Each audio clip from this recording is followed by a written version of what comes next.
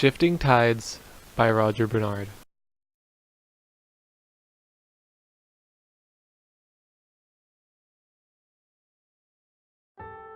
Have you ever felt like you can't decide on what to do because you always question it? Or doubt and heckle yourself until you give up?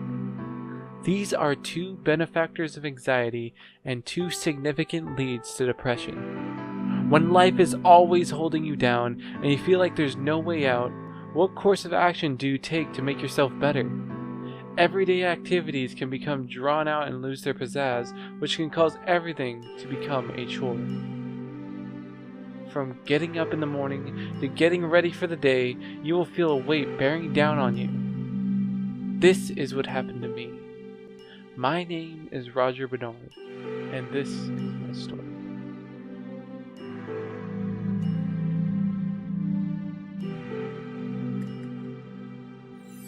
From a young age, I have always had bad anxiety. There were only few remedies I had which cooled my anxious mind. TV, video games, and hanging out with my friends. The latter two, as a kid, went hand in hand. I lived with a smile and true self-worth for many years, only getting anxious at small little things, and the constant questioning of day-to-day life choices which could have ended up with me in shambles. I kept it under control for many years. I had pushed myself to new goals each week. When you're a kid, it doesn't feel as bad though. You have friends that want to do something, and since they're doing it, you feel like you should be a part of it. As a kid, I have traveled to many places and have always been a part of positive groups of people who aided me in suppressing the constant anxious thought. In 2013, I graduated from high school. The thought of finally being able to choose my own path in life seemed surreal. I immediately had a game plan. It was to start college, get a good job, and be very successful at what I did. My first objective seemed easy enough. Throughout the summer, I searched to keep myself busy. I applied myself in multiple situations, but to no avail. My friends moved away, or we lost contact. I lost my job and truly started off in a changed state. That summer went fast. I started college and began at a slow pace. My first semester was great in college. I was interacting with people, engaging in social activity, and I was getting my work done.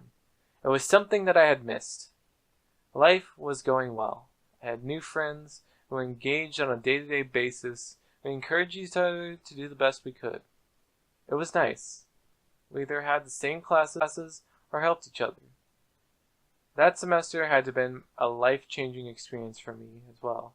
It was the first time in my life I had done something outside of my comfort zone. My second semester, we had to go our separate ways. My chances for human interaction dwindled as well because I ended up taking 5 classes that didn't give me much free time. Slowly but surely, I noticed how regular things kept feeling more like a task and less of something I enjoyed. I would go to school, enjoy my class, do homework. Go to school, enjoy my class, do homework. Rinse and repeat. It wasn't until about halfway through the semester, 2014, that I realized something was off. I had noticed I'd rather spend time alone than with others, not in a healthy way either. People would invite me to go hang out and I would just turn them down. I kept insisting that I had something to do or would even go as far to lock myself away like a prisoner in my own space. The jailer had returned and kicked me hard. My anxiety won. The battle continued. I was engulfed by an abyss and swallowed by depression.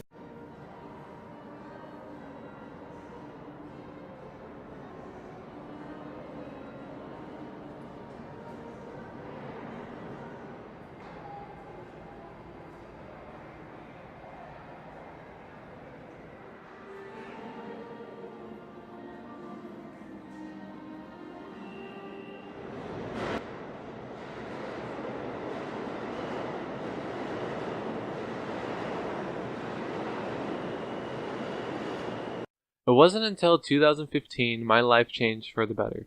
I decided to investigate my condition and figure out why I felt the way I felt, and found something interesting.